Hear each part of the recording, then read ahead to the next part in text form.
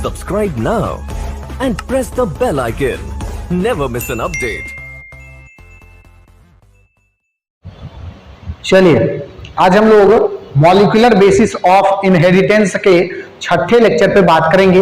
इससे पहले हम लोगों ने 5 लेक्चर्स को कवर किया है, जिसमें आपको डीएनए का स्ट्रक्चर, जेनेटिक मटेरियल, प्रोटीन को जेनेटिक मटेरियल क्यों नहीं माना गया, स्ट्रक्चर क्या है डीएनए का, वाटसन और क्रिक का मॉडल क्या है, एवेरी का एक्सपेरिमेंट क्या है, ग्रिफिथ किस तरह से एक्सपेरिमेंटल प्रूफ दिए, न्यूक्लियोसोम मॉडल क्या है, हार्से और चेज का experiment, DNA replication, introduction, semi conservative nature और इसके साथ डीएनए रेप्लिकेशन का मैकेनिज्म और उसमें पार्टिसिपेट करने वाले एंजाइम के बारे में बताया गया। इसके साथ ही प्रोकैरियोटिक और यूकैरियोटिक डीएनए में किस तरह से रेप्लिकेशन होगा, लीडिंग और लैगिंग स्ट्रैंड क्या है, इन सारे बातों का चर्चा हम लोगों ने अभी तक पीछे के 5 लेक्चर में कवर किया है।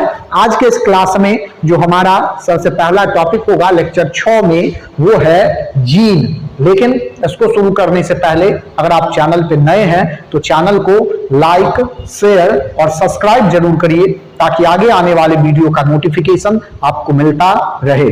चलिए शुरू करेंगे जीन के बारे में। क्लास 9th से हम लोग जीन के बारे में पढ़ते आ रहे हैं। Functional unit of DNA is called gene, यानी कि जो जीन होगा वो कोई किसी भी डीएनए का एक वैसा पार्ट है जो एक पर्टिकुलर टाइम पे एक पर्टिकुलर फंक्शन के लिए एक्टिव होता है, उसको हम लोग क्या देते हैं, जीन। सबसे पहला ये जीन जोहानसन नाम के साइंटिस्ट के द्वारा 1909 में दिया गया था। Prior to him, Mendel used to word factor for a specific distinct particulate unit of inheritance. इससे पहले भी जीन का चर्चा हुआ था, मेंडल के द्वारा किया गया था, लेकिन मेंडल उसका नाम जीन नहीं देकर के फैक्टर कहा था। मेंडल के द्वारा कहा गया था कि कुछ फैक्टर है, कुछ चीज ऐसा है जो कैरेक्टर्स को जनरेशन टू जनरेशन ट्रांसफर कर रहा है। चलिए आगे बढ़ेंगे। जोहानसन जीन को इस तरह से डिफाइन किया कि Johannsen has defined gene as an elementary unit of inheritance which can be assigned to a particular trait। एक पर्टिकुलर ट्रेट के लिए एक पर्टिकुलर जीन जो है वो क्या होता है, रिस्पॉन्सिबल होता है। ये जोहानसन के द्वारा कहा गया। मॉर्गन, टीएच मॉर्गन, फ्लैमन ऑफ जेनेटिक्स या experiment father of experimental genetics भी जिसको कहा जाता है, वो उसी मॉर्गन के द्वारा ये बताया गया कि जीन का कुछ कैरेक्टर होता है। क्या सब? तो सबसे पहला can be separated through crossing over. Gene का जो कैरेक्टर है कब माना जाएगा, मॉर्गन के द्वारा कब माना जाए, मॉर्गन के अनुसार कब किसी भी चीज को जीन कहा जाएगा, तो उसमें कुछ कैरेक्टर्स को डिफाइन किया गया, जिसमें सबसे पहला जो है वो ये कि can be separated through crossing over. Separated through crossing over, separated through crossing over.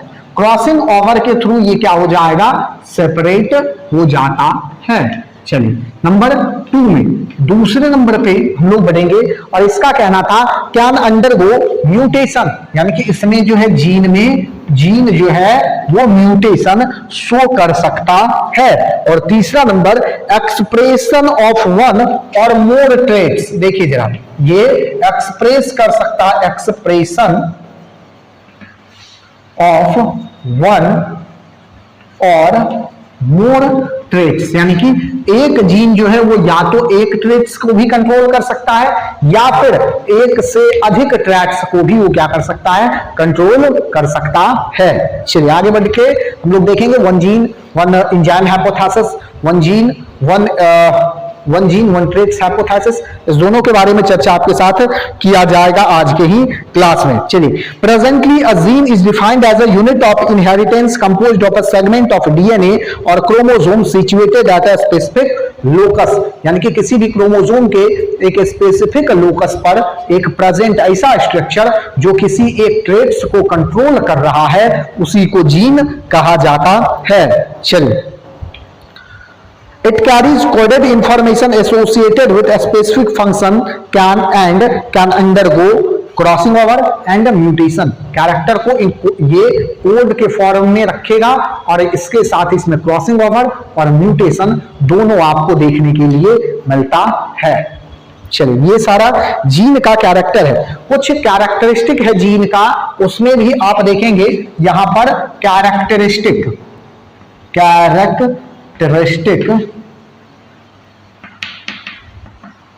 Of gene. Characteristic of gene क्या है? कैरेक्टरिस्टिक जीन का क्या क्या कैरेक्टर होना चाहिए?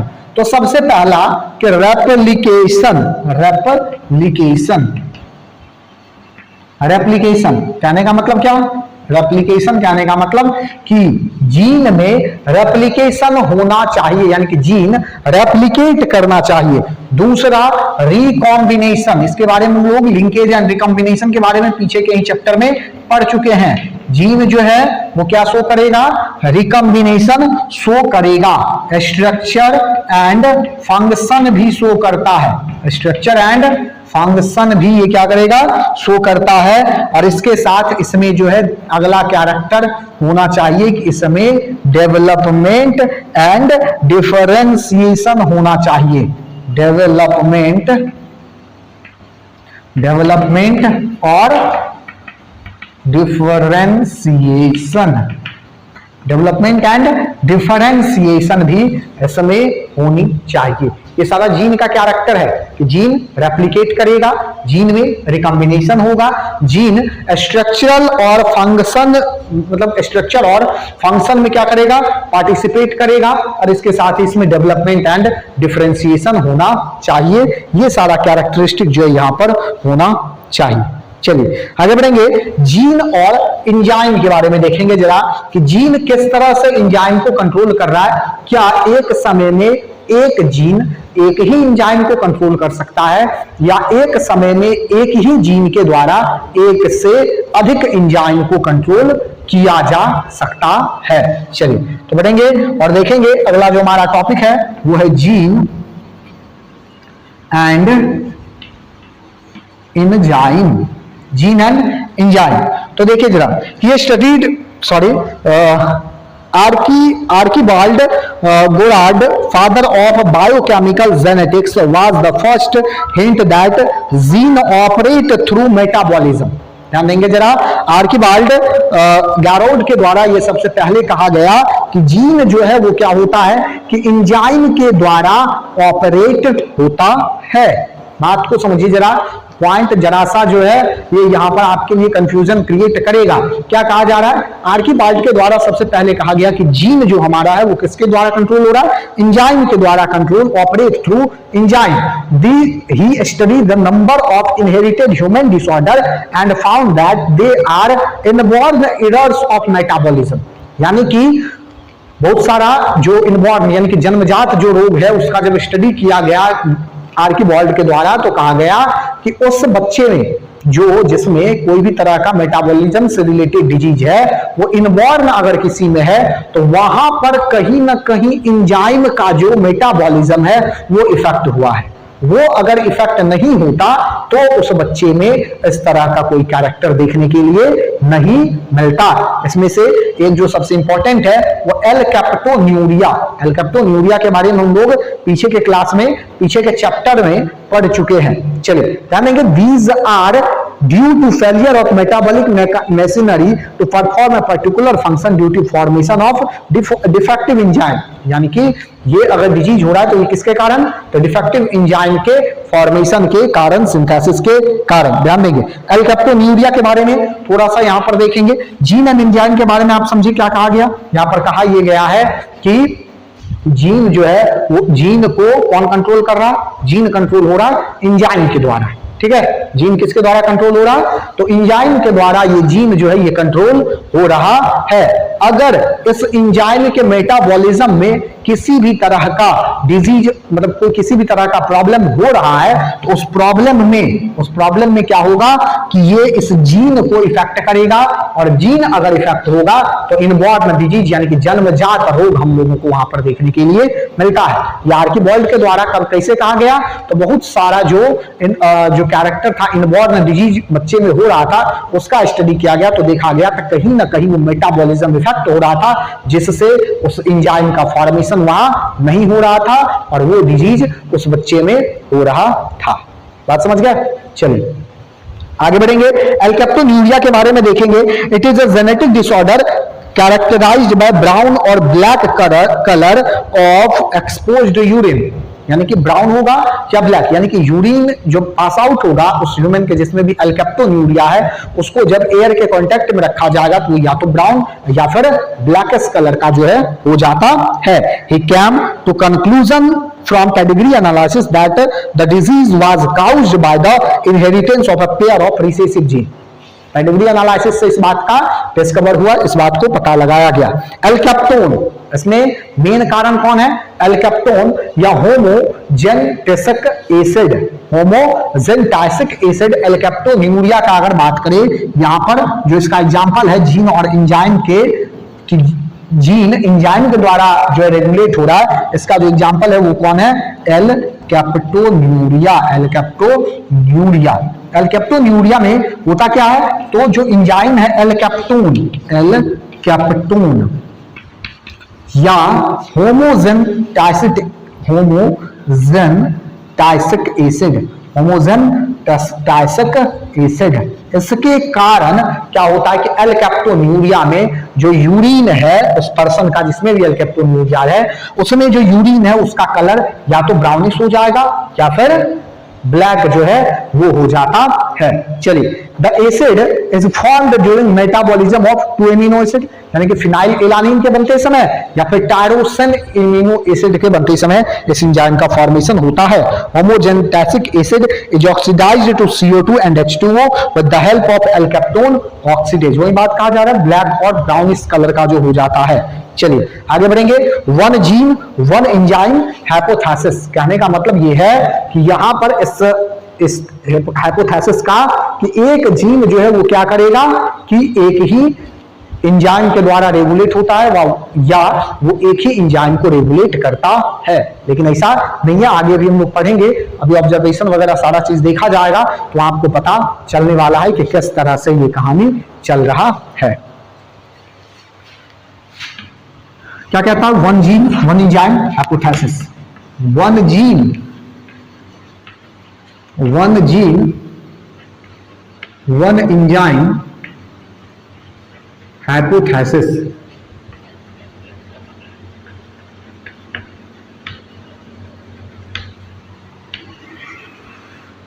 One gene one enzyme hypothesis का कहना क्या है? This hypothesis was put forwarded by Beadle and Tatum.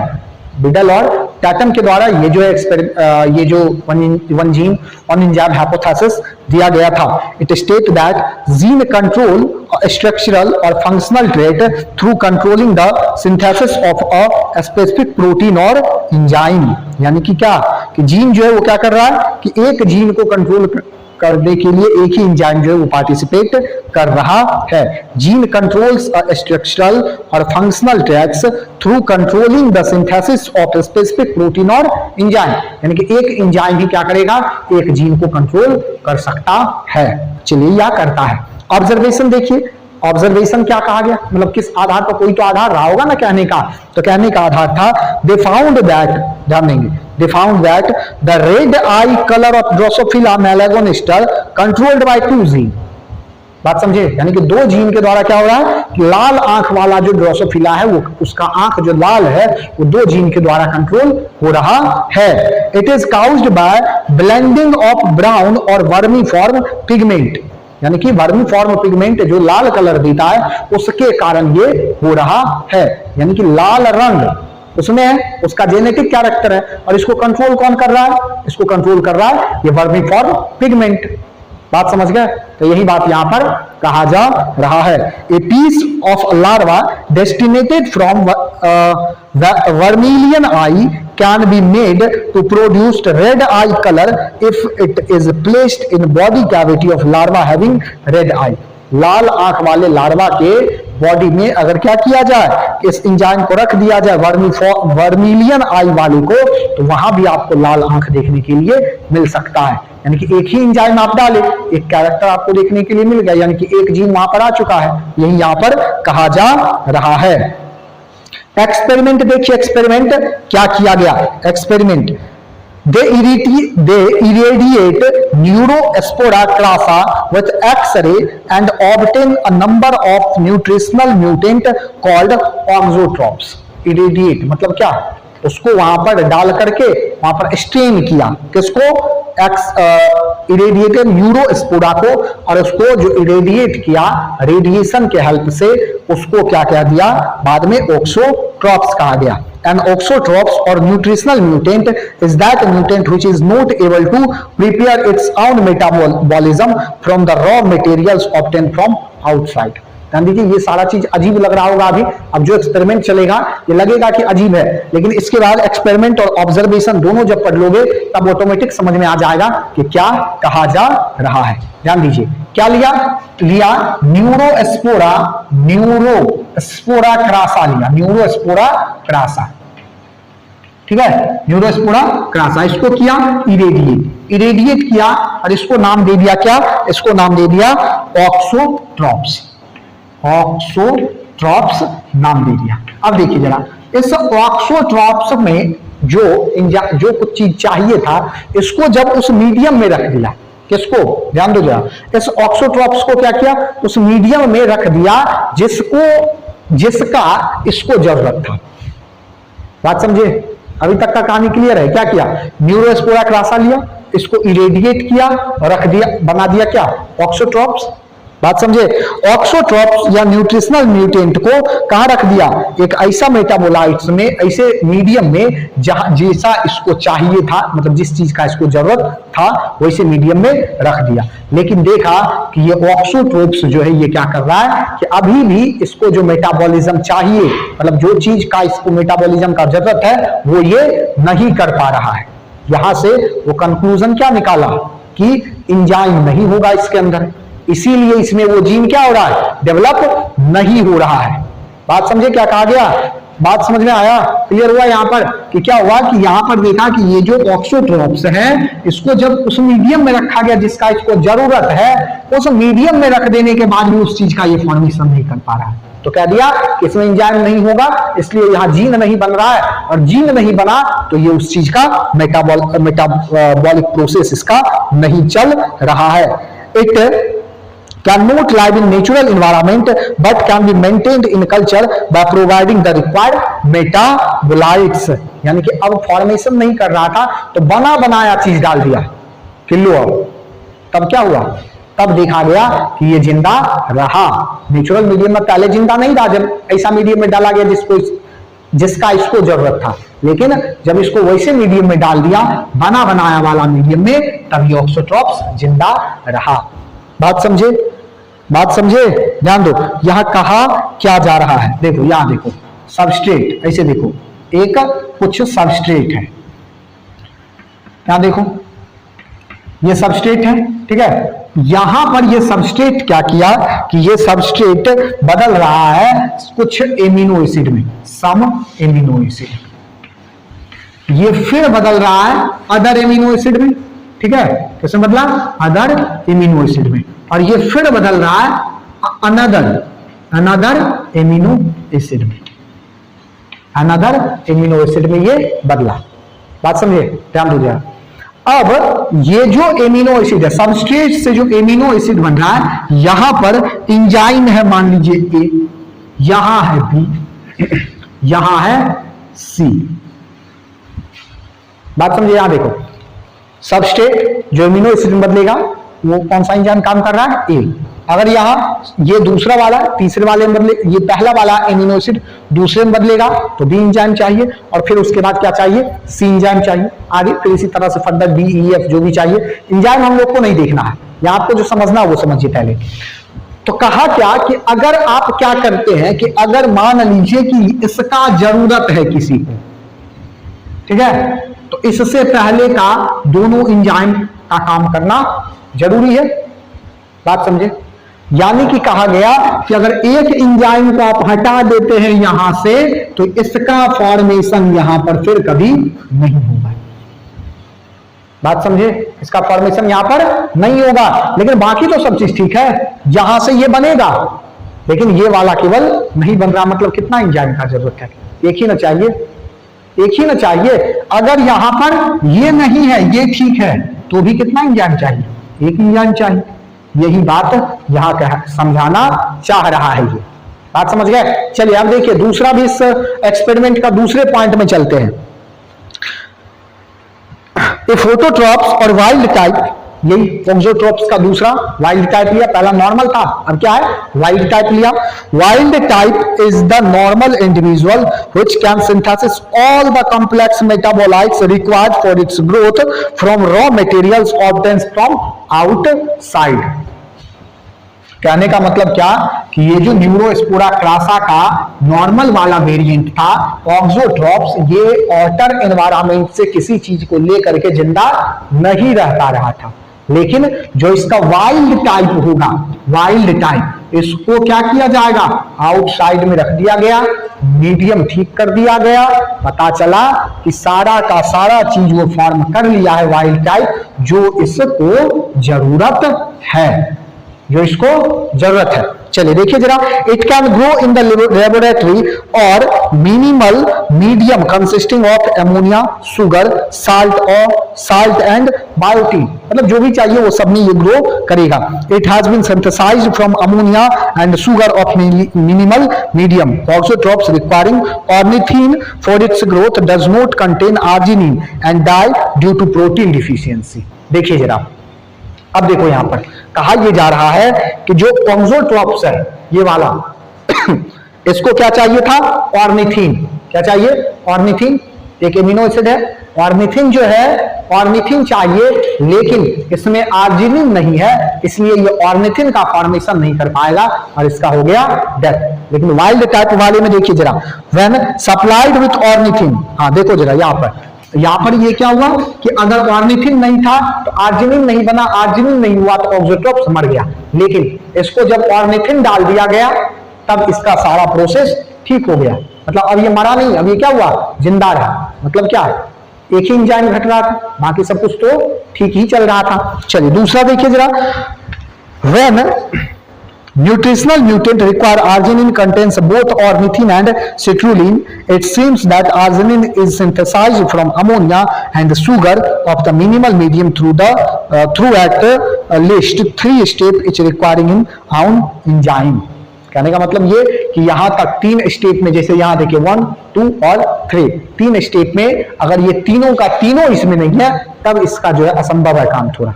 लेकिन अगर एक स्टेज कोई गायब हो रहा है उसमें अगर एक एंजाइम को रख दिया जाता है तो वो क्या होता है? ऑक्सोट्रॉप्स का जो लाइफ स्पेन है, लाइफ साइकिल है, वो क्या चल रहा है?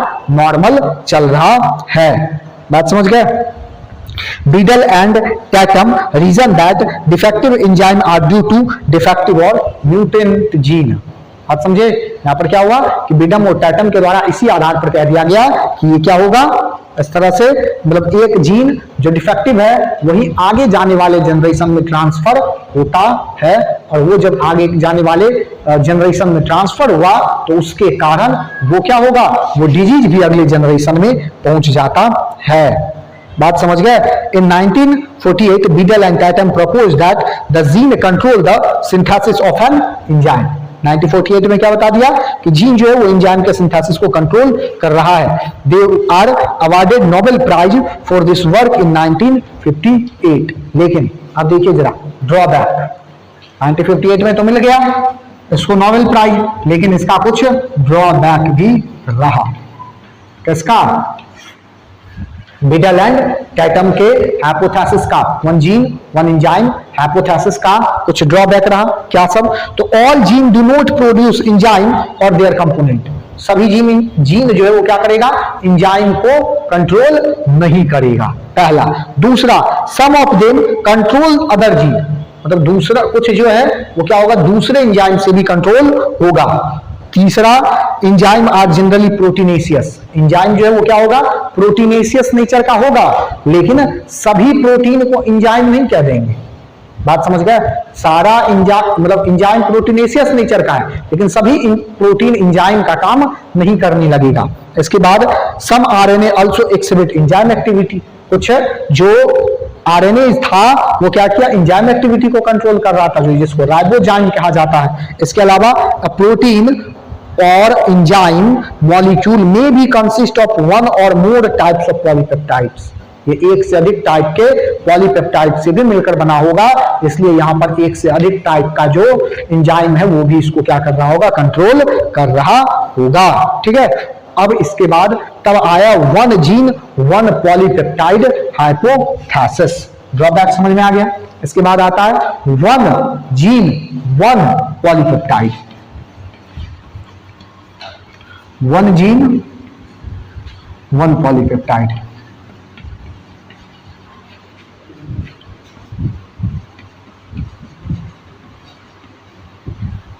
One gene one polypeptide hypothesis क्या कहता है, one gene one polypeptide hypothesis. देखिए जरा, Jablonski found that the enzyme tryptophan synthesis of bacterium Escherichia coli consists of two separated polypeptides. Polypeptide A is of alpha type, polypeptide B is of beta type. Jablonski का कहना क्या हुआ कि ये मतलब study किया गया, कहना नहीं हुआ, उसके द्वारा स्टडी किया गया कि Escherichia coli में जो ट्रिप्टोफैन बन रहा है वो दो तरह के चेन से क्या हो रहा है, दो तरह के पॉलीपेप्टाइड से बन रहा है। इनकी एक पॉलीपेप्टाइड ए है और दूसरा क्या है, पॉलीपेप्टाइड बी है। एक में बी अल्फा कह दिया और दूसरा को beta. Synthesis of the two polypeptide is controlled by different gene, मतलब एक चेन का फॉर्मेशन हो रहा है ट्रिप्टोफैन ए से और दूसरे का टीआरपी बी से, ट्रिप्टोफैन बी से हो रहा है। Change in any of two gene cause inactivation of tryptophan synthesis. ध्यान दीजिए जरा, क्या कहा गया, one gene one polypeptide hypothesis का कहना यह था कि ऊपर जो बात कहा जा रहा है ना वो गलत है। ये नहीं कि एक समय में एक ही जीन को एक ही एंजाइम कंट्रोल कर रहा है या एक ही तरह के एंजाइम के द्वारा एक जीन कंट्रोल हो रहा है, ऐसा नहीं है। अगर हम लोग टीआरपी ए या टीआरपी बी किसी को क्या करते हैं, इधर उधर करते हैं, तो जो प्रोसेस चल रहा है वो क्या होगा, वो इनएक्टिवेट फॉर्म में पहुंच जा सकता है। A similar situation is found in case of formation of haemoglobin molecule. हमारे हीमोग्लोबिन में दो अल्फा और दो बीटा चेन है, तो अल्फा चेन को बनाने वाला और बीटा चेन को बनाने वाला, ये दोनों जो एंजाइम है या इस पॉलीपेप्टाइड को बनाने वाला, अगर इसमें किसी को इधर उधर किया गया तो हीमोग्लोबिन का फॉर्मेशन क्या होगा, बंद हो जाएगा। Synthesis of the two types of polypeptide is controlled by two different gene situated on different chromosome.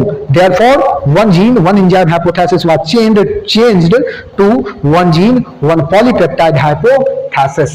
बात समझ गए, ये जो ड्रॉबैक रहा ऊपर, इसके कारण ये one gene one enzyme hypothesis को बदल दिया गया वन जीन वन पॉलीपेप्टाइड, यानी कि एक जीन एक एंजाइम को कंट्रोल नहीं कर रहा है, वो एक पॉलीपेप्टाइड को कंट्रोल कर रहा है। बात समझ गए, यही बात कहना है इसका। चलिए, इसके बाद आ जाता है जीन वर्सेस सिस्टोन। इसके बाद आता है आपका जीन वर्सेस सिस्टोन। देख लेंगे आप जरा खुद से, जीन क्या है और सिस्टोन क्या है। जीन के बारे में देखिए, अर्ली वर्क और mutation suggest that gene is shortest part of chromosome. इसमें आपको कुछ बताने का चीज जो है नहीं है। Mutation can occur even in single nucleotide. It was found that hereditary material of chromosome in DNA, so gene is considered to be a segment of DNA. Jablonski et al. Found that a gene specify only a single polypeptide. DNA not only specify the synthesis of polypeptide through messenger RNA, but also synthesis that RNA. Therefore, the term gene is now a day being replaced by cistron. बात समझ गया। Cistron is segment of DNA consisting of stretch of base sequence that code for polypeptide chain, transfer RNA, ribosomal RNA. पहले DNA वाला जो कहानी था वो पहले देखिए, पहले क्या ऐसे समझो, इतना लंबा चौड़ा महाभारत जो है एक बार पढ़ लोगे, रीडिंग लगा लोगे। कहानी इतना ही है कि पहले फैक्टर जान रहा था लोग, ठीक है, बाद में लोग क्रोमोसोम जानना शुरू किया, क्रोमोसोम से लोग पहुंचा थोड़ा सा और आगे, कहां, डीएनए पे। क्रोमोसोम से थोड़ा सा और आगे पहुंचा डीएनए और प्रोटीन पे। डीएनए और प्रोटीन से जब थोड़ा सा और आगे बढ़ा तो लोग डीएनए को पहचानने लगे। डीएनए को पहचानते पहचानते लोग क्या किया, जीन को पहचाना, और जीन अब उसको स्ट्रेच करके आगे बना दिया, सिस्ट्रॉन में परिवर्तित कर दिया, चेंज कर दिया। बात समझ गया? तो बस यही कहानी जो है कहा गया, यही दोनों का जो है जीन वर्सेस सिस्ट्रॉन का कहानी लगभग इतना ही है। चलिए आगे आने वाली क्लास में हम लोग ट्रांसक्रिप्शन यानी कि प्रोटीन सिंथेसिस का जो प्रोसेस है इसके बारे में देखेंगे। आज के कहानी को हम लोग यही खत्म करेंगे। मिलते हैं आगे आने वाले लेक्चर में, तब तक के लिए जय हिंद, जय भारत।